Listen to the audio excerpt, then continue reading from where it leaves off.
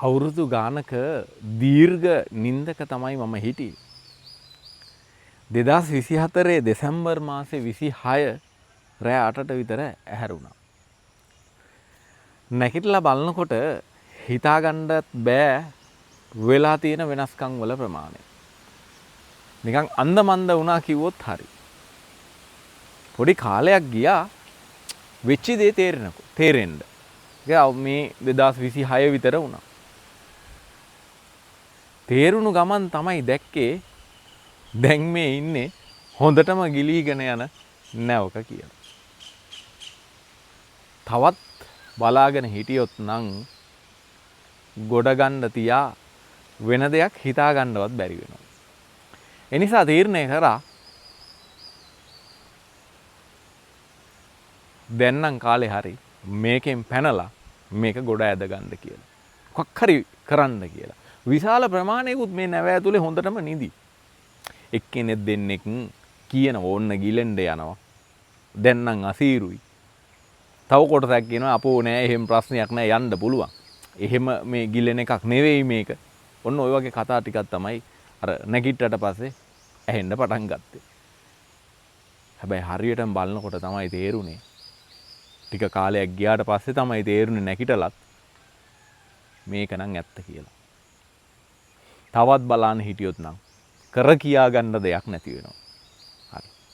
එතකොට මේ නැව ගොඩට අදින්න ශක්තිය දෙන්න පුළුවන් කෙනෙක් කියන එක දැනෙනවා. මේක අහන ඔබටත් යමක් දැනෙනවා නම් Taman දන්නවා Tamanට ශක්තියක් දෙන්න පුළුවන් නම් ඒක තමයි මේකේ තියෙන විශේෂත්වය. හරි.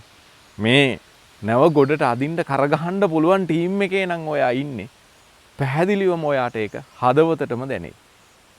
වැදගත් වචනයක් පිට වුණා. හදවතට දැනෙනවා කියන එක. වෙන කොහොටවත් දෙන්න වැඩක් නැහැ. මේ වෙලාවේ මේ ගිලෙන නැව ඇද ගන්න නම් දැනෙන්න ඕනේ හදවතටමයි. හදවතට දැනිලා ඉක්මනින් අවදි වෙන්න මම නම් අවදි වුණා. දිනේ මම කිව්වා. අවදි වුණා. නිස්සබ්දව බලාගෙන හිටියා. මොකද නැගිටපු ගමන් දිලිබිඩි ගාලා වැඩක් කරන්න බෑ. ටිකක් බැලුවා මොකද්ද වෙන්නේ? මොකද්ද කරන්න වෙන්නේ කියලා. හඳුනාගත්තා. හඳුනාගත්ත සැනින් වැඩ පටන් ගත්තා. හරි. එතකොට ඔය කිව්ව කතාවේ සරල කතාවකුත් තියෙනවා, ගැඹුරු කතාවකුත් තියෙනවා. තේරෙන අයට තේරෙවි. යමක් දැනෙනවා නම් හදවතට පැහැදිලිවම ඔබට වැඩ පටන් ගන්න කාලේ හරි. දැනන දේ කරන්න. හරි. මේ භූමිය වෙනුවෙන්, මේ රට වෙනුවෙන්, මේ රටේ කිසිම බලයක් නැති පුරවැසියෝ විදිහට. දැන් අපිට කිසි බලයක් නැහැ. මම පෙර ගුරුවරයෙක්, දැන් ව්‍යාපාරිකයෙක්.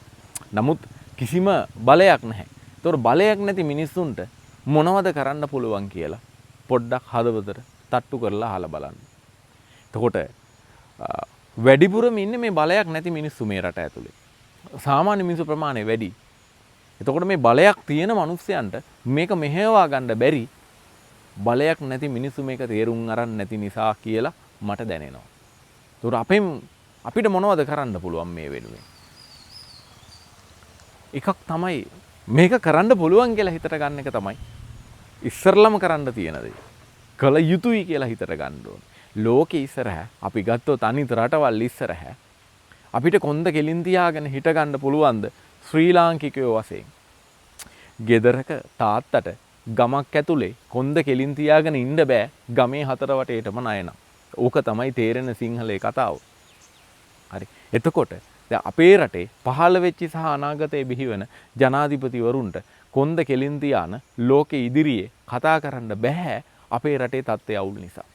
අනිවාර්යෙන් තැන් වලට නැමෙන්න වෙනවා. ඔය කියන හොර ගිවිසුම්ද අර ගිවිසුම්ද මේ ගිවිසුම්ද ඔය සේරකම ප්‍රතිඵලයක. හරි. හැබැයි එහෙම නැවිලා මේ වැඩේ කරන්නත් බෑ. වැටිච්ච ගෙදරක තාත්තා කෙනෙක් වැඩ කරන්න ඕනේ කොහොමද? ඒ විදිහට තමයි රටේ ජනාධිපතිතුමාටත් ඒ අනිත් නිලධාරීන්ටත් වැඩ කරන්න වෙන්නේ. පොලියට අරන් ඉන්න මිනිහා තව මිනිස්සු නැගිටිනවට කැමති නෑ. ඕක තමයි ලෝකේ තත්ත්වෙත්, ගමේ තත්ත්වෙත්, රටේ තත්ත්වෙත්. හරි. මොන බාධක මැන්දේ හරි මේවා කඩාගෙන කොන්ද කෙලින් තියාගෙන ඒ පොලියට ගත්ත ගෙදර තාත්තට වැඩපිළිවෙලක් හදාගන්න ඕනේ. මේක කොහොමද අපි මේ ණයෙන් කවදද නිදහස් වෙන්නේ? අරමුණක් පැහැදිලිවම තියෙන්න ඕන.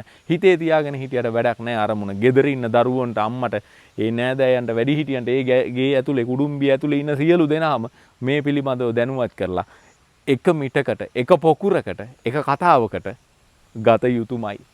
නැත්තම් හිතේ තියාගෙන කොච්චර වැඩ දාන්න හැදුවත් ඒ කිසිම දෙයක් සාර්ථක වෙන්නේ නැහැ. හොඳම උදාහරණයක් තියෙනවා. මගේ ගෙදර මම පොඩි කාලේ අපේ තාත්තා එළදෙනෙක් ගෙනාවා. කිරිහරකෙක් ගෙනාවා. කිසිම කෙනෙක් මේකට කැමති නෑ. පව්පින් කතාවක් ඔළුවේ තිබිලා මම පවා කැමති උනේ නෑ. තාත්තා තනියම අවුරුද්දක් පුළුවන් තරම් මහන්සි වුණා මේ කිරිහරකගෙන් ගොඩ යන්න. ඒ 2000 මේ කියන කතාව 2005 විතර සිද්ධ වෙච්ච දෙයක්. අන්තිමට වැඩක් උන්නේ නැහැ. තාත්තා ෆේල් වුණා. හරකයි පැටියයි දෙන්නම වික්කා.